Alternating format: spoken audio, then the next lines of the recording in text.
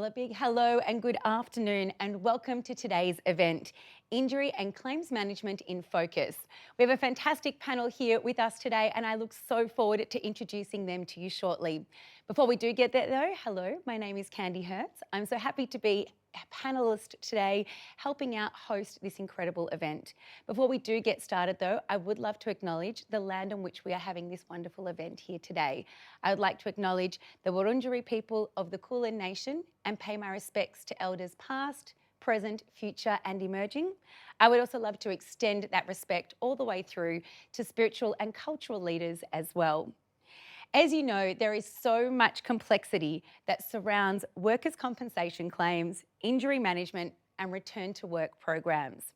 It takes up valuable time and resources with poorly managed cases and above average incident rates, leading to increased premium costs. Now that's for the employer, and of course it also means a less than ideal outcome for employees as well. While employers' duties and obligations are legislated in both state and national levels, how you choose to deal with the situation is up to you. There are so many different tools, strategies, systems and processes that can be used to manage injuries. This is why our two incredible hosts today, Risk Strategies and HSI Donesafe, have brought together a panel of experts who are going to share their knowledge, their expertise, and provide you with an insight into what possibilities exist for you to be able to manage your claims. So, I'm so excited to have these four beautiful faces here with us today. Let's get to know our panellists. First up, a big hello and welcome to Nguyen Tran, State Relationship Manager Vic and SA at EML. Specialising in workers' compensation insurance for over 20 years, Nguyen's experience spans case management, eligibility, dispute resolution and client services, understanding the unique needs and challenges faced by employers, employees and insurers. He has a wealth of knowledge to share about how you can work with your insurer to get better outcomes all round. Welcome to Nguyen. Hello as well to our next panellist, that is Brendan Byrne, Manager of Workers' Compensation and Injury Management at Austin Health. Over the course of his career, Brendan has implemented a variety of robust early intervention strategies, injury management programs and philosophies that improve outcomes for both injured workers and for the organisation. Welcome to you, Brendan. Thank you. Next up, excuse me, we have Lana Rubenstein, Managing Director at Risk Strategies. Lana and her team of experienced safety workers, compensation and injury management consultants work closely with clients in all sectors to prevent injuries, to manage workers' compensation claims and to improve claims performance. Hello and welcome to Lana. And the last person on our panel with a big smile on his face is Joel Fuller, Injury Management System and Software Specialist at HSI Donesafe. Joel works with some of Australia's largest organisations to design, build and implement health, safety, environment and quality management software platforms to improve management, deliver insights and drive continual improvement. Now, to everyone that is watching today, hello, we're so thrilled that you're here with us. You will notice on the screen on the right-hand side, there is a space for you to be able to ask questions. We would love to donate the last 15 minutes of this over to you to be able to ask what you need to ask and for our panellists to be able to answer. Please feel free to direct it just to one person or to the entire panel. And also please feel free to let us know your name and where you're from. We'll do our best to get to as many questions as possible. A reminder to keep them general in nature. If you have anything specific, the team are available after today, and to keep them respectful as well. So let's get straight into our conversation. We'd absolutely love to start with you, Joel. Can you let us know straight off the bat what you are able to do within your business to support and add some value to this conversation? Yep, for sure. So at HSI Donesafe, we have two products in the Australian market, being Donesafe and Solve, as well as another product that we're soft launching at the moment called Blue Ocean Brain around micro learning. But particularly with our Solve product, it's our injury management flagship injury management software that a lot of our clients, such as Austin Health, use to manage workers' injuries, non-work related injuries, and get meaningful insights out of that system as well. My turn. Lana is my name, as Candy said. I'm the Managing Director of a company called Risk Strategies, and we're a workplace risk consultancy. We help our clients with developing, implementing and monitoring safety and injury management programs. And we tend to come from a slightly different angle.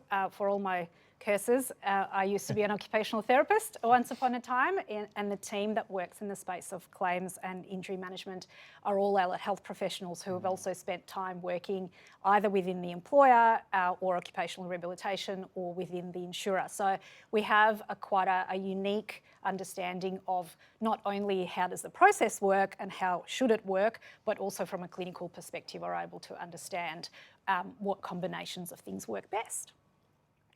Thanks, Lana. I'm Brendan. I'm the Manager of Workers' Compensation and Injury Management at Austin Health. I guess I don't really have a product like these two, but I guess my offering is around more of the service that I provide to staff members as a return to work coordinator. And for me, that's about providing a really good service to staff, as well as ultimately it's about getting people back to work and getting them back to what they love doing. We support, as a public health organisation, we support a lot of nurses and a lot of cleaners and patient services assistants. So, for us, it's about giving back to them so they can give back to the community. I'm Nguyen Tran. I'm the State Relationship Manager at EML. Part of my role is, and my team's role is nationally, is to look after our clients, the clients that have their workers' comp with EML. At EML, our purpose is to help people get their lives back, and so we work very closely with our injured workers and our employers to look at ways that you can reduce the level of injuries or the complexity of the injury, but then also to get people back to work. We're one of 4 agents that do that in Victoria, so hopefully today I can give you a little bit of insight on how you can best work with your agent to get better outcomes for your employees.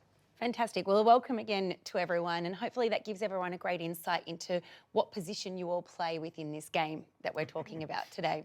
Nguyen, can you also give us on a very top level and a sense of the industry at the moment? What are some of the current challenges that everyone's facing, and are there some opportunities too? There's plenty of opportunity, but yeah, how do I describe the scheme in Victoria at the moment? It's a struggling scheme. Recently, WorkSafe had to announce that there was an average of 42% premium increases across the board for all employers. But for some of our employers that have had a couple of bad years, that increase looked more like 75%, and for some employers in certain industries, it was over 100% increase. So that's probably the biggest state of play at the moment. There's some significant change coming as well. So there's some proposed proposed legislation changes that have recently been announced by WorkSafe and the state government in relation to how eligibility for mental injury claims, as well as eligibility post 130 weeks, of benefits. So they're probably the two really big things. There's also some significant change at a leadership level as well. So with Dan Andrews leaving and Jacinta Allen taking over, our Workers' Comp Minister, Danny Pearson's taken on some of Jacinta Allen's portfolio, so he's got a lot more priorities on his plate. But also the CEO of WorkSafe has just handed in his resignation literally yesterday. So there's going to be some change at that leadership level for WorkSafe as well. So there's a lot going on, and as employers, there's a lot of challenges that they'll be facing. Before we do go too much further, just a reminder to everyone that we're talking about certain legislation that's just in Victoria. Yep. It might actually be different in different states. So again, really good for anyone who's in a different state to have that conversation afterwards, but probably a good idea to put that blanket over a lot of the stuff that we talk about. I know you do SA as well, is really Victoria based. And if there's any questions that are to do with other states, please, and if you'd like specific advice to do with that state, if you can tell us what state it is, then we can provide more specific advice. Yeah, and look, the scheme rate rises are probably not just Victorian. So New South Wales has increased by about 8% as well. So yeah, some challenges across the board. And a big one for us, we're seeing a lot of people wanting to move to self-insurance as a result of those things increasing. I know one client I was working with had a $12 million premium, and they worked out it was $8,000 per employee that they had. Like, it's just outrageous. So these shifts are creating opportunities though. So Yep. Correct. So if there's any self-insurance related questions, pop them up on Slido as well. We'll be able to answer them. If you have any questions, we look forward to hearing. yeah, totally.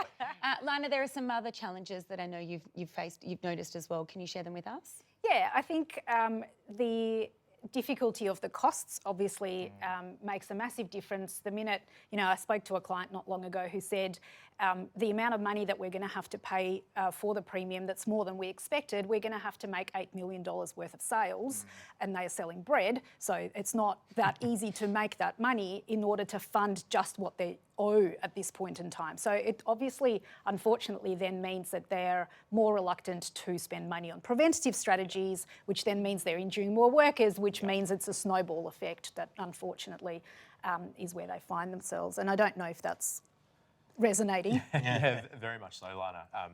For us, we fell into that bucket where our premium significantly increased, much more than what we were expecting for this financial year. But I think, if anything, it's really taught us a really good lesson about controlling the controllables. There's the government sort of scheme rates that we can't necessarily influence, but what we can control is our claims costs, and that's really having a good sort of robust program around claims management and early intervention, and some good relationships with local service providers has been really helpful. And I mean, we're talking about every industry is touched through this. So Lana, you're talking about bread. I don't know if you said that over lunchtime to encourage everyone to get a sandwich. But whatever industry it is that we're talking about, everyone seems to be affected. You were saying, Brendan, that really that prevention is a great tool to be able to look into. Can you talk us through how you've been able to be involved in that? Yeah, so like our injury management program is heavily based around early intervention and trying to do the right thing by the employee and develop a lot of good relationships to get the best outcomes for them. So I guess in terms of our prevention work, we've heavily invested recently in Solve, so Joel's product, which has sort of guided a little bit more around our insights from our perspective about where our hotspots are. So Solve's a really great product in terms of how we can pull certain reports and pull certain information about certain injuries and really target those around, well, okay, is it a specific ward or is it a specific area that we need to target to sort of get our OH&S guys in there, doing some risk assessments or doing some incident investigations as to how we can really prevent this these sorts of injuries from occurring again. And are you finding that having that software is really helping you with that early intervention piece? Yeah, for sure. I was talking to Joel before, and our injury management program feels quite fresh at the moment. We've got Solve, and we've got a couple of really good providers for our early intervention work that we do. So that's a lot of that is around providing our staff some options. When they do get injured at work, they've got some easy sort of things to go to. We've invested pretty heavily in an injury triage service as well, which is available 24/7 to our staff, which means that if they are injured, they can get some advice pretty much straight away just by calling up a phone number. So, and getting some medical advice straight away after that, as well as being booked into a physio or a local GP if needed. So a lot of that has really tied into our work and sort of having a really sort of fresh program at the moment.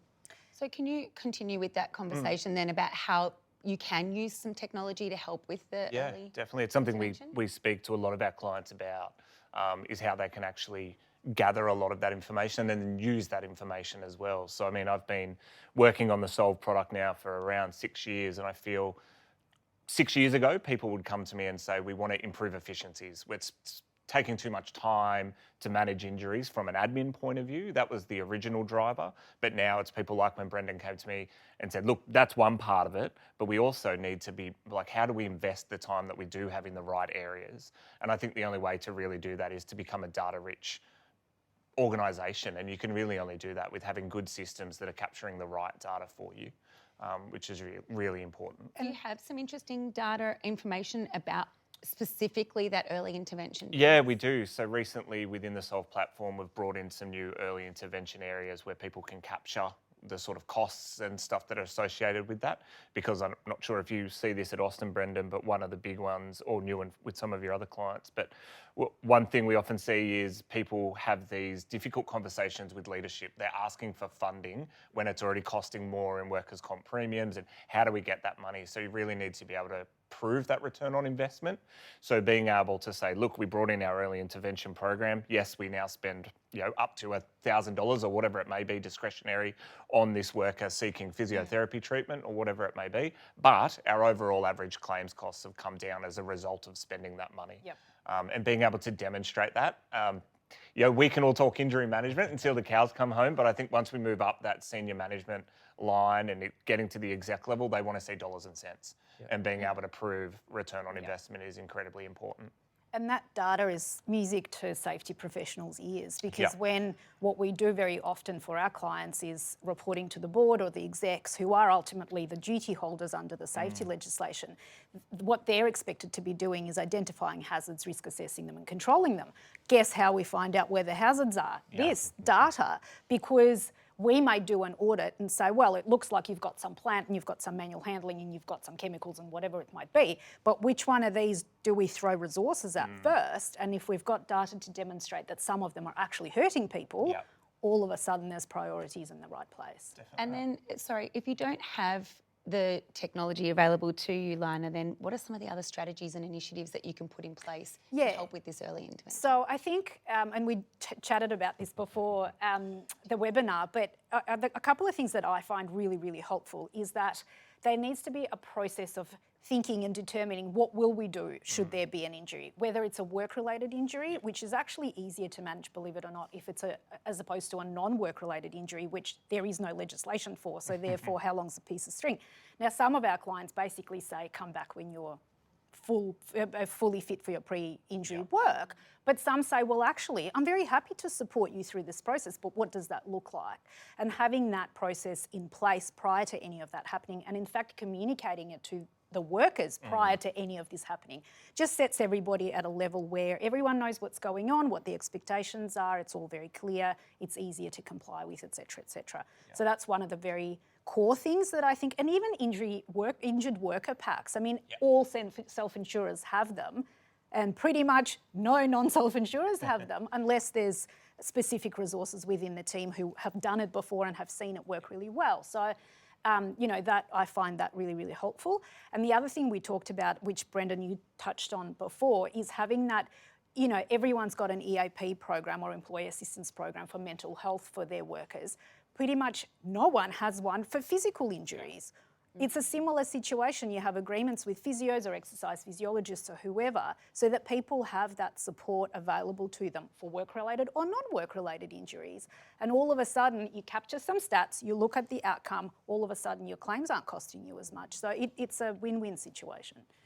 Yes, I was just going to touch on a couple of points there. So one of the biggest opportunities at the moment is because of the premium increases, it's elevating the discussion to that CFO executive level about the need to invest in things that can reduce injury, and it should have always been there, but it's there now.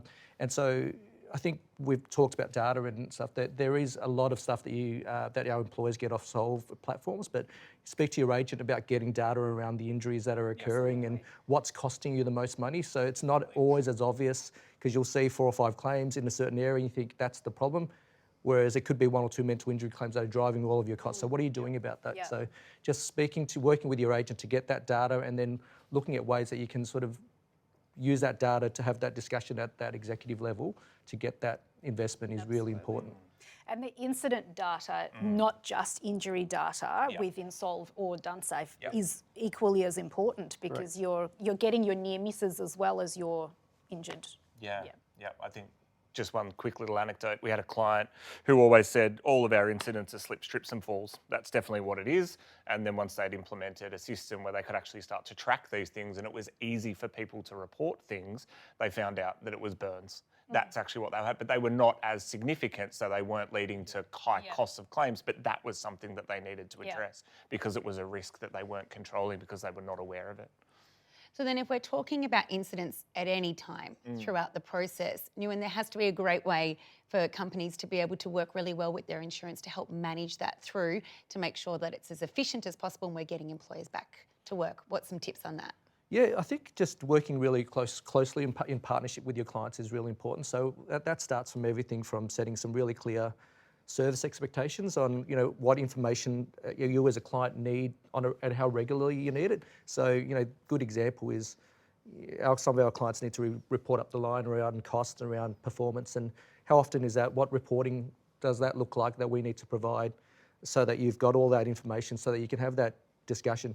And how often we as an agent need to pop in and have that discussion with your executive just to help support you in those discussions? That's probably the biggest things that we can think of in terms of that partnership element. Yeah, I think the relationship's really important, and that's the relationship between an employer and an agent doesn't always have to be, adversarial. I mean, it doesn't have to be adversarial at all. I mean, it's one that's very open, and something that I worked on very early with my agent is setting up some clear expectations about, well, okay, this is what my values are, this is what the organisation's values are, and this is what we really stand for. So, for us, with our agent, we really want to be making sure that our agent treats our staff members exactly the way that we do, and that's communicating with it openly, having open and honest discussions. But bottom line is, my role and my team's roles are that of assisting our staff back to work. So we expect our agent to do the same, and to make sure that we're all on the same page in terms of moving forward with that particular claim. So. One piece of work that our agent did for us and set up for us a little while ago is that they set up a pretty big dashboard for us, which talks about some of our things like our claims costs, our injury hotspots, and those sorts of things as well. So, look, I guess my message is, you don't have to have a massive, fantastic system, that pulls all this data and reports for you. Even if you're using, paper files for, 1 or 2 claims a year or something like that, that's not necessarily ideal, but that your agent does have the ability to help with some of that reporting as well if you need it. I see that, sorry, Ewan, to interrupt. In a really good case scenario, your agent is your guide in this incredibly complicated and technical field, because that's what the first phone call, not the first phone call, but the third phone call is to the insurer to say, hey, we've had an injury or we've got a claim or whatever. If that information and education comes from the insurer, the client trusts them and they will follow the instructions and they will do whatever it is that's needed. It's when there's not enough sort of education that comes up front that things fall off the perch. I was going to say, so further to that, one of the things that we tell our case managers all the time is how important it is that everyone's on the same page. So you've got an injured worker there who's dealing with multiple doctors, multiple people at the agent, multiple people at their employer, sometimes their manager as well. And it's about everyone being on the same page. So one of the key things that we need to do in partnership with our employer is making sure that we're in constant communication. Everyone knows what everyone's role is. We need a return work plan. We need to present that to the doctor. Everyone needs to be on the same page and talking. Otherwise, it just doesn't work. Correct. Yeah, I think that's something we often forget because we deal with injured workers every day. Most workers don't wake up planning on having an injury that day or interacting with compliance or something like that. So for them, their life's massively changed from when they had that injury. They're now talking to 5 or 6 other people that they didn't even know existed. And I think that's something that we often forget. It's really important to remember.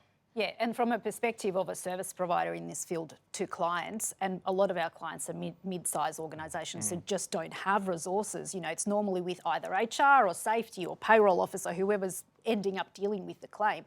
Like I said before, it's a highly technical area, and injury management decisions actually have financial consequences on the claim, which most people don't know about. Like, none of those experts have studied workers' comp or know the claims legislation or anything like that. So it is really important to reach out and get guidance on particular cases. And some of them are really simple and easy and all done and dusted within 10 days, everybody's back to normal life. But sometimes it gets really complicated. And I think we don't forget, I hope none of us forget, that on the other side of this is a human being who has children, a mortgage, a dog and plans for a holiday, and all of a sudden all of that's come to some kind of an abrupt end for whatever reason, or a break at least. So it's really important to understand there's anxiety on the other side as well. So.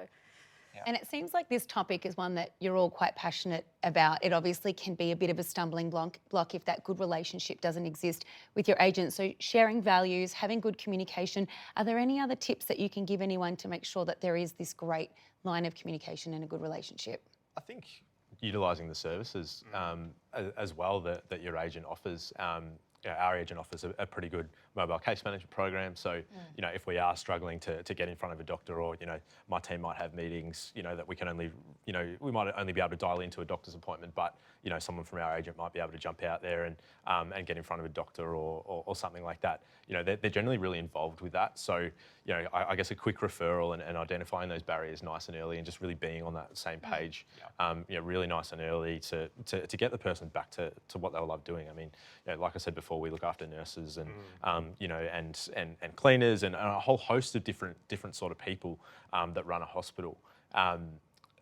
But kind of what Joel said, no one wants to wake up and be injured. No one plans to be injured that day. But I always say to a lot of the nursing staff that I interact with, they study for a long period of time, 4 or 5 years in some cases, onto doing postgrads and masters and all those different things. No one wants to be injured, and everyone wants to be doing what they study to do. So any interaction with my team, I hope that it's a quick interaction, and we get them back to what they were doing and serving the community. And I guess taking one step even behind that, it's about this prevention, and we've kind of touched a little bit on it. What can we do to prevent it? You had a great case study for us, Joel, and Lana, I know you do safety management as well within your company. What are some of the ways that we can look towards the prevention side of things so we don't even get in this situation? And I guess I touched on it before, data is really helpful. There are obviously, there's like I said before, there's an obligation to identify what hazards may hurt people in your environment and prevent that from happening. So, when we set up safety management systems, we always look at what we call operational controls in the ISO standard.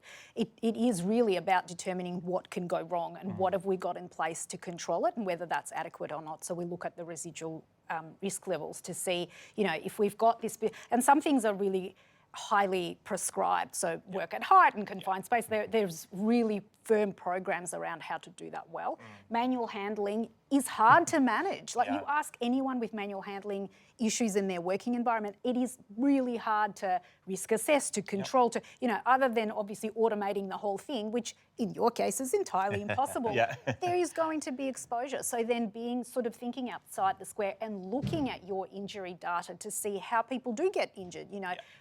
As an OT, I used to have to learn manutention techniques to transfer, patients that couldn't weight bear, et cetera, et cetera.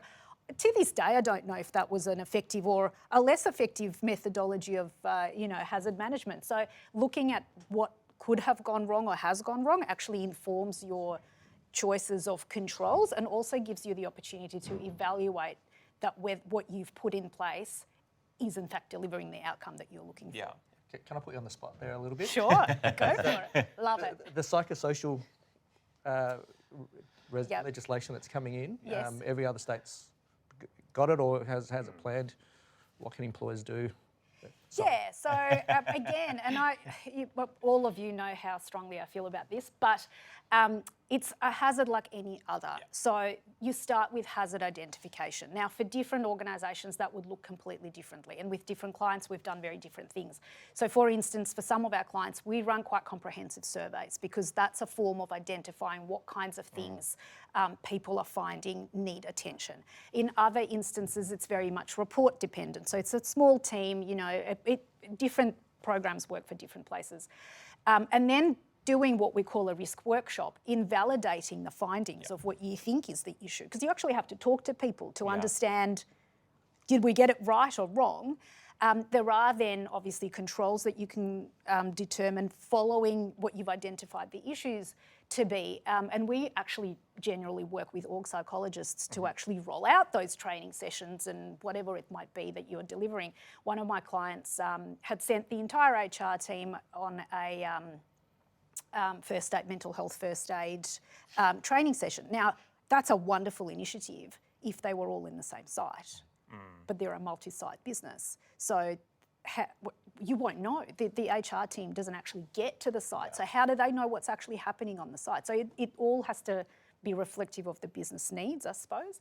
And again, the important part of evaluating the controls that you've put in place, so all the training that you've rolled out, doing another assessment 6 months, 12 months later to just see that you've actually achieved what you were planning on. So we've got a framework developed now because we've worked with a few clients and implemented it, and it seems to be working really, really well, but we haven't done those 12-month reviews yet.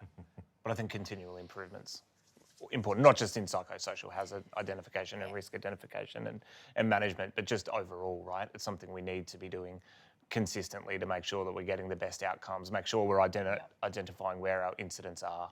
It's not a set and forget thing. None of this is.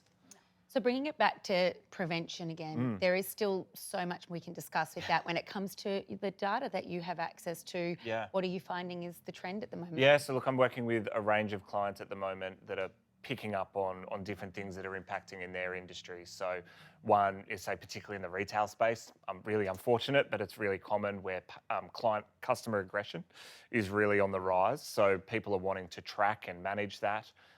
They're wanting to see what they can do, what actually is the prevalence of it as well. People, we're talking about it a lot, but is it something that is really as impacting as we think?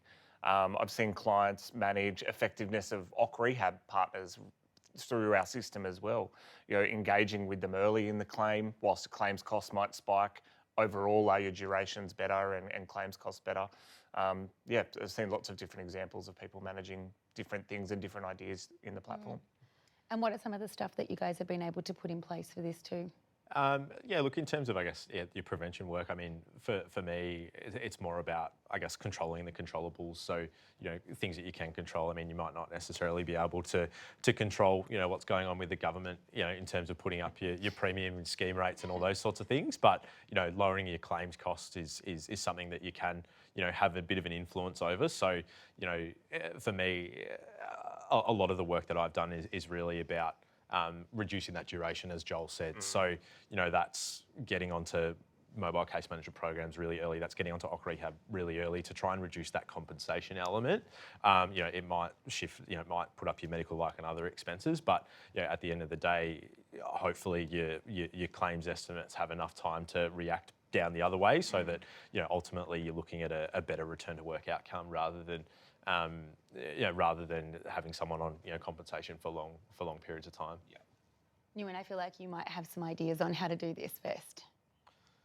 Well, just backing up what Brendan said. Yeah, it's about controlling the controllables. For me, it gets back to really understanding your performance and really understanding what the triggers are for that are impacting your premiums, if that's the way that you're focused in terms of cost. But in terms of we talk a lot with organisations around how do you want to be as an organisation? So if you want to be that supportive organisation, then there's a way that we can support that as well. So Brendan talked about before about how we deal with the injured worker and how we are an extension of our clients as well. So we really want to focus on what your values are and really focus on that communication piece and really guiding that injured worker through that really difficult point in time of their lives. So that's that collaboration piece with the employer to understand. Okay, let's make sure we're supporting the line manager, for example, who's dealing with the injured worker all day. An injured worker, one of the biggest complaints that we get is their line manager hasn't called them. Yeah. We've got some other guy called Brendan's called me, but my line manager is the one I want to speak to. But that person doesn't have that support, that experience to have that conversation. Correct. So how do we support, Brendan? How do we support that line manager and having that conversation and keeping that person, across what they need to do as part of the claim and what their obligations are, but not just focusing on their obligations, but also focusing on them as a human being and the person and what we can do to support them get through that time and ultimately back to work. Yeah. And all of that, I think, is vastly helped by the planning that you would do as an organisation to say, in this instance, this is what we do, and making that very clear to the employees and the middle managers, and in fact giving them some skills. We see time and time again good performance being promoted into a supervisory role, but not actually given any skills to all of a sudden manage people. So this goes hand in hand with sort of, as a part of your role, if one of your team members requires support, whatever that support might be, you need to provide that, and we can support you with training, education, support, and supervision of your own. But that's kind of where you have to end up. So one of my previous roles, I was running an injury management program in an organisation that was very litigious, let's say, and very claims focused, not so injury focused. And one of the things I had to do with them was work with the line managers, so with the store managers. But the KPIs were all wrong as well from an organisational point of view. For me, it was about maintaining premium and claims costs and managing that return to work. For the line managers, it was around LTIFR results. So if they'd had an injury, it had negatively impacted them, and there was no driver for them to help get that worker back to work. So it really is about aligning all of those moving parts in the business. Having the KPI reflect what we need to achieve is really important. So what we worked on doing, and basically by showing them claims costs going up, was we changed the KPI for the manager. It wasn't now whether they'd had an injury or not had an injury or injury rates. It was claims durations and how quickly we're returning people to work, because that's what impacted the business, not whether someone had the injury or not. It was how long they were on the claim for. And that is a very interesting conversation to have with a client. Yes. Because I say, what does success look like for you? What's utopia? Yeah. And do you know how many people stop and think? And that, you know, we just spent half an hour talking about how expensive it is and how difficult it is, and you know, whatever it might be, or their relationship with the insurer, or whatever it might be. But when you say to them, all right, well, what does good look like? You tell me, that's what you're here for. So, you know, those KPIs, be it in safety or injury management, are really fundamental, and not just lag indicators like this is the amount of money we're going to have to pay, or this is how many injuries we've had. It's more about what are we doing proactively to prevent all of this from happening. Yeah. It's a really interesting one, that LTIFR, Joel and Lana. Like, you know, I'm sure we could speak for days about it, but Let's you know, not. let's not. No, please. It's certainly not my jam at all. But you know, quite often, every organisation that I've ever worked for has, you know, reported on an LTIFR. But you know, quite often when you're reporting on that, the horse is already bolted. Exactly. You know, so you know, it's really important to try and establish some of those.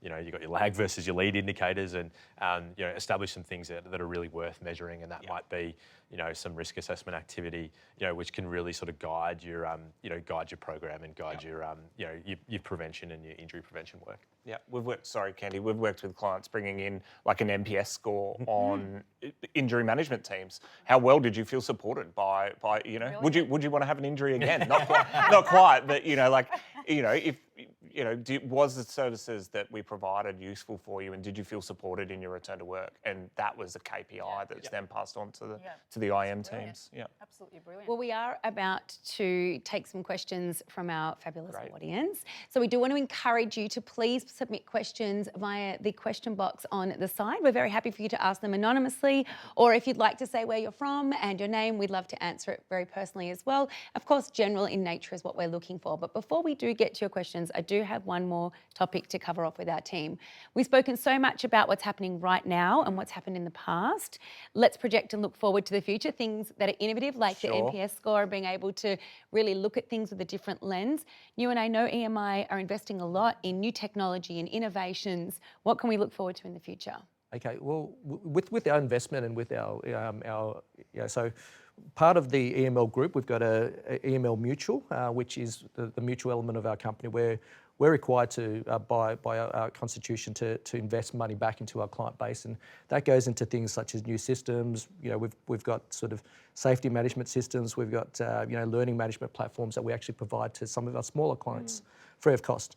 But a lot of our investment in innovation is really led by our clients. So our clients are actually telling us what some of the areas of concern are, and what the data is showing us that our areas of concern are. So, you know, for example, we've invested recently on building training modules to address occupational violence. So that was becoming a problem in aged care. It started out in aged care. Yeah. And then we extended it to other industries like retail, because we started seeing a lot of retail incidents just post-COVID, and in hospitality, etc. So we're really guided by that, but we are seeing a lot of innovation and a lot of inquiries, and we're starting to play in that AI space and what we can do in terms of assistive tools to help our case managers be more efficient at their job. It's not going to replace case management, because it's a human requirement to have a conversation, but it's there to assist the case manager, whether it be by summarising big documents to say these are the important things you need to focus on, things like that. So they're the things that we're currently seeing a lot of investment in. Probably the other space is just the mental health space and what we can do innovatively there to support our clients with dealing with rise in mental health injuries and the durations of mental health injuries. So they're probably the key areas that I could probably say, Candy. Joel, you've probably got some ideas too, working in tech. Yep, definitely. So big one, everyone's talking about AI at the moment. And exactly to your point, Ewan, it's not that, sometimes I think people come to us and they want to replace having people altogether, which is definitely not what's going to happen. But what we want to do is how can we bring in AI to, number one, better support our clients so that they can use the system more effectively. Number two, how can we bring in things that can automate some of the work that the injury management people do instead of having to enter data into the system? Can an AI tool read the document and pre-populate it for you? Because at the end of the day, like I said at the start of the session, one of the main reasons for having a system is for improved efficiencies. So if we can give you another 5 minutes back in your day, that's 5 minutes you've got to spend with an injured worker and unpacking those barriers for return to work. So that's definitely one thing we're seeing a lot. The other is just moving into something not so much innovation, but I guess that future thinking is around organisations becoming much more data rich, being able to make smarter decisions off the back of that, being able to not predict the future, because obviously none of us can do that, but we've had so many big black swan events recently with, things like COVID, fires, floods, whatever it's going to be this year. But hopefully something positive. Yeah, totally. But clients that then have all this data and are making these smart decisions, they're quicker to act and they're making the right decisions as well. So definitely supporting our clients in using BI tools like whether it be Power BI or Tableau, Domo, whatever. There's hundreds of them out there. So whatever it may be to help them use those systems efficiently. Yeah, and I mean, technology and AI is definitely one way that we can look at innovation in the future, but design thinking and being able to really approach things differently. Any thoughts on that, Lana or Brendan? Yeah, I think processes are important, talking to a quality manager here, but I think they're fundamental, not just, as I said before, setting up expectations of various parties involved in the process, but I think it's also about making the process efficient and effective. And so we often sit down and actually work through, tell us what you do. And, there's notes going up everywhere. And we say, but why do you do that? Oh, because we've always done that. But for what purpose? So there's a little bit about that sort of review of what you're doing, why you're doing it, what outcomes it actually leads to, and perhaps thinking about alternatives, which it sounds like you guys have had experience with. I think that's a really important point, Lana, and if I can sort of touch on your first point in that comment was more around setting yourself up a system and a process and a procedure. For me, I'm a pretty sort of simple processy type person, so I want a procedure or a process to fall back on when things are getting busy and I'm managing my team are managing 100 claims and non-work related injuries on top of that, getting slammed with emails, all these sorts of things and lots of noise coming in, then ultimately we want a fundamental sort of process and something to fall back on, which is going to really just I use this phrase very loosely, but the basics are what what keeps your job, and the over and above is what gets you promoted. So keeping up the basics and doing the basics really, really well is something that I feel is super important, and good policy and good procedure is really going to be around that.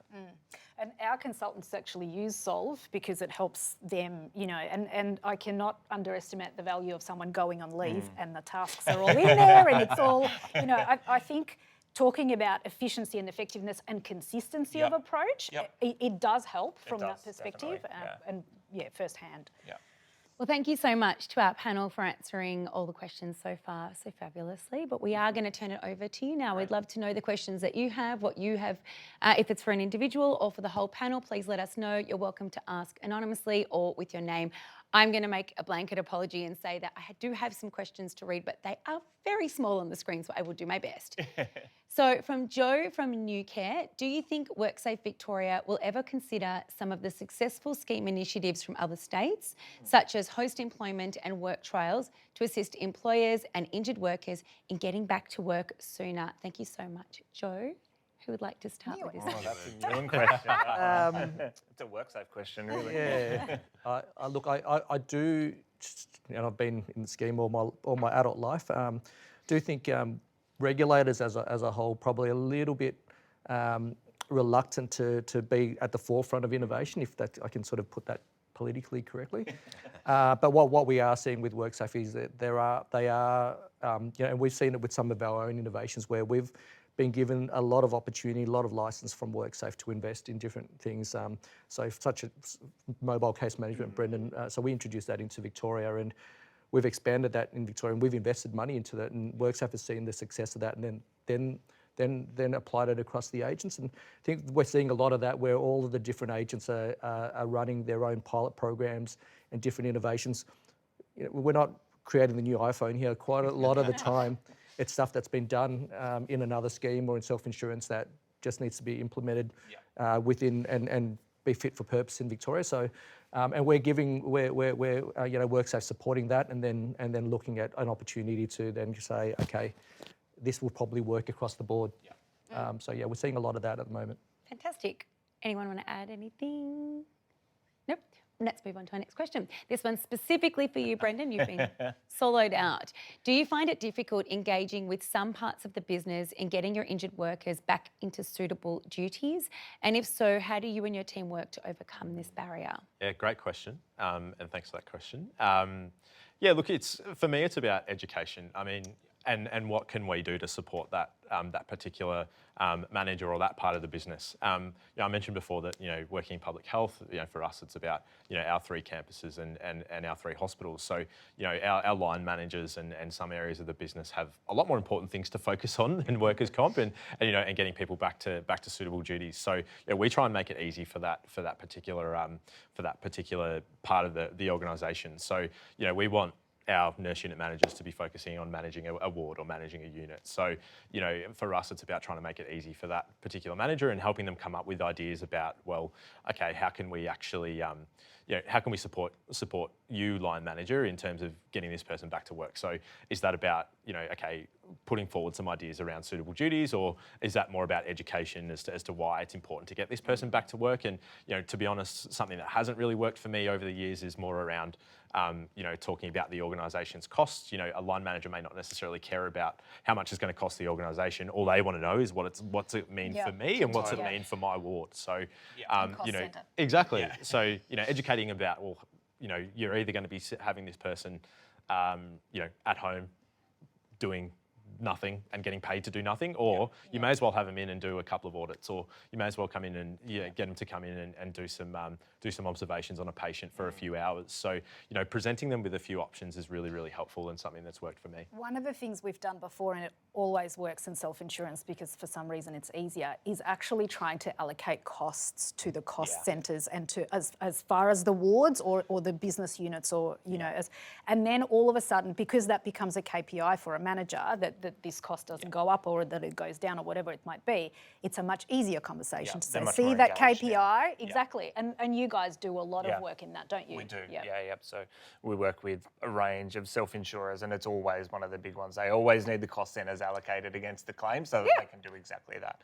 But yeah, just to your point, Brendan, as well, when I was running that injury management program many, many years ago, that was one of the biggest things, was how do we engage staff, and it's bringing it back. So for me, it was a retail environment and being able to say, hey, when it comes to, stock take or whatever it may be, or, running out different products and you need overtime, if you don't have overtime because your overall costs have gone up for your area because of workers' comp, someone's got to pay for that cost, right? So one of the other things I often talk to my clients about is leadership programs for their leadership teams, and people. Middle managers are also leaders, and as I said before, often don't have the skills to be leaders. And in today's day and age, when we talk about ESG and corporate citizenship and all of those kinds of things, you're not just there to count the widgets that come out the other end of the line. You're there to manage people. So what does that mean? And all of that is a part of, Joe went home today hurt. That's our responsibility. What are we going to do to make it all better for them, for us, for everyone involved? And that's, of course, going back to prevention as well, by having that leadership there in the first place. Next question, thank you so much, from Steve. What should HR be doing to improve the outcomes of injured workers? I mean, one single thing, Steve, I think there's probably not one single thing, but I think we're all big believers in remembering that they're a worker, they're a person at the end of the day. So just really being supportive of that would be my overall take from my years of experience. Yeah, and to sort of touch on that, Joel is also taking a bit of a philosophical and wellness approach to to some of these things as well. So remembering that there is a person and there is often a family and there's often hobbies and there's often a whole bunch of other things outside of work that are often impacted by someone being injured. So it's really trying to drill down into that and really helping helping your staff members basically get back to doing what they were doing. So. Yeah, I'll probably just add to that. So reflecting on my personal experience as an ops manager, I had two people. One was on mat leave and one was on workers' comp. And I was catching up with the mat leave person quarterly and calling her every month and giving her an update on everything that was going on within the organisation. Yep. And then I got asked, have you done the same with your workers' comp person? And it actually, the penny just dropped. Yep. So I did it at the start and then I hadn't really focused on it. And for me, that was the big learning for me, and it was a really sad part. And when I did speak to the injured person, again, as their manager, there was a long-term injury. There was a bit of guilt, but also, we were able to get a result eventually, and the person did come back to work. But just like that really taught me a lesson about what we should be really doing in terms of that communication and keeping them engaged. Things change in our workplaces so quickly now. Yeah, if you're away for a day, things change. Imagine being out for 2 to 3 weeks, and months even. Yeah, and imagine trying to get that person back to work and everything's changed and you don't feel like you've been. And it's a bit of that, and I say leadership, but it's a bit of that emotional intelligence. Totally. And I don't know if there's courses in this, or but to me, it's about that sort of, as you say, penny drops, doesn't it? Yeah. And I think that as a human, remembering stuff is harder, which is where something like a great management tool can just send you those prompts to say, don't forget to check in with this person. Yeah, definitely. It's not from ill intention, it's just you just forget. No, that's very true. Next question from Pearl. What experience have you had in injured workers refusing to do the treatment plan recommended by their doctor to assist recovery and return to work? No treatment means an extended claim period. This particular person had this situation and were told that there was nothing WorkSafe could do. I don't know if that's too specific or if we can answer that on a bit more of a general scale. Do you want to start, or you can start? Look, we do.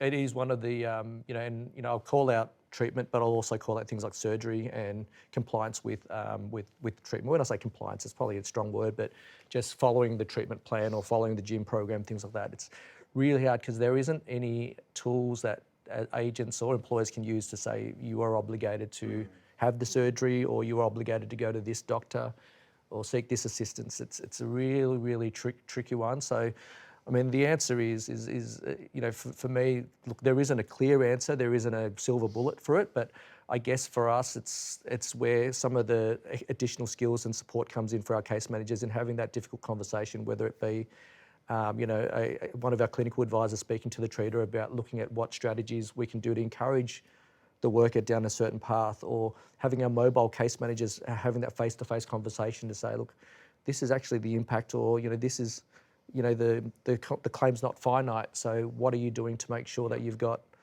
you're getting better for your life, to be able to be there for your kids and things like that. So often make that the forefront, right? You get better for yourself, but and employment's part of that. Yeah, you have to build that connection with the injured worker first and that trust, and it's not always there because quite often the claim's disputed at the start, and they feel that they weren't believed at the start, and that's where it sort of goes down, and the only person they believe is their lawyer. And, it becomes really hard, but so like I said, no silver bullet, but there are sort of things about engaging with the worker and just really treating them as a person and trying to work with them and their treaters to try to find a way forward. And I will never remember speaking to a 35-year-old injured worker who could no longer lift up his daughter, like a predictable scenario. But and I was there as a safety consultant, so I was just catching up with him in the corridor, going, so what's the plan? Yeah. Like, when are you going to be able to pick her up? And I think he sort of went, what do you mean? I said, well, you're 35, like there's a long way to go. What's the plan? And that sometimes triggers a bit of a thought process. And I think, Lana and you, and it comes down to the relationship that you build with that person early on in the piece. So, what sort of conversations are you having them with at the start of their return to work journey? Is it, okay, you need to make sure you get a certificate of capacity every 14 days first and then 28 days and you need to do this, you need to do this? Or is it, okay, yep, look, these are some of the part and parcel, admin related things that we need to do. Correct. But what do you want? What's your goal? Yeah. What do you want out of this? What do you want out of this? So, that then frees up some time to have some of those discussions around, well, if you do come across that barrier where there's some treatment issues or people not wanting to get treatment for various reasons. I mean, there's a whole host of reasons out there. But, having you generally have a bit more of an easier sort of conversation with that person if you've already built a good relationship with them anyway, and that foundation's already there. And that sounds like a really delicate one, maybe one that potentially might need to be a continued conversation after this, but a good one to have touched on as a general case study. Question from Joe. Do you think WorkSafe Victoria will ever consider some of the successful scheme initiatives that other states, such as host employment and work trials to assist employers and injured workers in getting back to work sooner? Do we think that was one of the first questions Yeah, that was the we. first one. It really was. Yeah. It's a really. we can keep going. We do on have it, but, one other question. We touched a little bit on it, but in terms of the psychological impacts, do we think that workplaces are equipped and ready to be able to combat that space? And if not, what can we do to help support? No is the answer. I think, and having read, I don't know how many people in the audience are as tragic as me and read the proposed regulations that Victoria had put forward probably over a year ago now. But it really, having read it, I just thought as a manager, all of a sudden I'm also expected to be a psychologist and understand people's emotional state and, I recognise certain signs, whatever. And yes, there is training around that and whatever. But I think I reflected back on all my clients and thought how many of them have had a conversation about their own mental health with their own GP, much less somebody else's mental health with a stranger. It's a very high bar that's been set. So I think a really important part of it for me is, again, process. Because in a work environment, there has to be equity, there has to be equality, there has to be consideration of other people's, diversity, but how does that fit into our policy procedure organisation? So there needs to be quite a bit of forethought about the framework in which each organisation is going to manage that. Yes, hazard ID, risk assessment, risk control, of course, but how do we do it here, at Risk Strategies or at DoneSafe or anywhere? For us, what does that look like? And then what training do we give people? What expectations do we set for people? Is this the kind of thing that has to go to HR for a conversation or a mental health first aider or whoever it might be? So, I think the framework that suits the organisation and the workforce is really, really important in that. I know that you also did mention about the future technology when it comes to mental health and potentially being able to monitor or support that. Can you elaborate a little bit on that? It's probably not necessarily technology, but it's probably the stuff that we're putting together. It's more resources and tools for managers to have discussions. Those really difficult discussions, things like that. That's probably the things that we're focusing on. But I guess to sort of reiterate what Lana's was talking about, I think employers aren't ready, and that's we're all very nervous. Including ourselves, all very nervous about what to do. And I guess when you try to break it down to the obligation is going to be similar to if you see a wire on the floor and someone keeps tripping over it. There's an obligation to address it and to have a plan to. I guess it's the same. It's more complex, definitely, but it's the same sort of thing where there needs to be a plan. You need to start thinking if there's a few people saying that workload is an issue or isolation is an issue, which is happening with post-COVID. What are you doing about it? What's the plan? So that's not a technological question. It's probably a very at the moment. I'm not sure if there is any. Yeah, look, I don't think from a tech point of view there really is, but I just wanted to add to what you said. I remember being down here in Vic a little while ago with the self-insurers conference, and there was an occupational psychologist speaking, and he said these things exist already. It's not like you have to go looking for these hazards. They're there. It's just bringing the focus into them. People will tell you. Yeah, that's right, and you're exactly right. If you see a piece of wire, we now know, hey, we can't have that there. We need to identify that hazard. So how do we upskill to become more comfortable with these sort of psychosocial hazards? Yeah. And Joel, lucky last question for you. Sure. And I think this is probably the case for a lot of people is the question is about the fact that a lot of people are still largely paper and Excel based, moving towards potentially something like a great software solution. Sure. it is a good idea, but how do you even go about starting that process? Yeah, look, I think there's a few things you need to do. Like at the end of the day, the software's not free. You know, I wish, you know, being the socialist I am, I wish we could just give it away for free, but I don't think the owners are going to want to do that. But essentially being able to articulate to the business that there is a need for something like this and what the efficiencies will drive off the back of that.